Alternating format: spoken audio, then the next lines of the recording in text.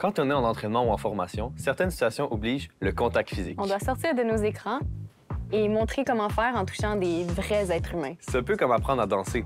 Sans contact, tout reste théorique. Et on veut que tout se passe bien sans causer de malaise. Voici donc notre guide de survie au contact physique.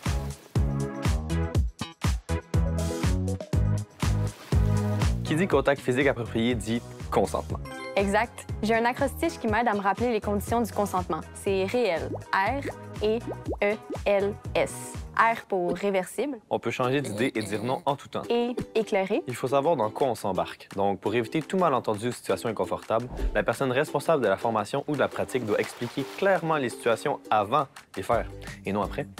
Enthousiaste. Les candidates acceptent avec plaisir de jouer le rôle dans les démonstrations et devant tout le monde. L pour libre. La participation est volontaire. On fait jamais rien sous pression. Et ça, c'est un conseil de vie. Et finalement, S pour spécifique. Le contact physique dépend entièrement du contexte. Que vous corrigez la position de quelqu'un ou que vous effectuez un sauvetage, il y a une raison claire pour laquelle vous touchez l'autre personne. Tout ce qui sort de ce contexte n'est pas acceptable et vous avez tout à fait le droit de l'arrêter immédiatement. L'objectif est de former des sauveteurs et sauveteuses, des athlètes, des candidats et candidates. On est ici pour apprendre à sauver des vies. L'important, c'est de bien communiquer. Avant tout contact, on explique la raison du contact et la partie du corps qui sera touchée et on demande le consentement. Même chose quand les candidats se pratiquent entre elles et eux. On s'assure que chaque toucher est approprié au contexte sportif.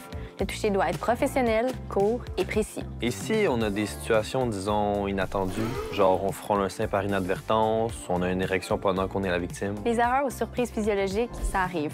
On reste professionnel et concentré. On s'excuse puis on amène l'attention ailleurs pour préserver l'intégrité de la personne. C'est correct de le dire si tu te sens pas bien. Une démonstration est comme une étoile filante. Spectaculaire, mais bref. On observe, on apprend et on passe à un autre exercice. Et quand c'est aux candidats et athlètes de pratiquer ensemble, on les pitche dans la piscine puis go!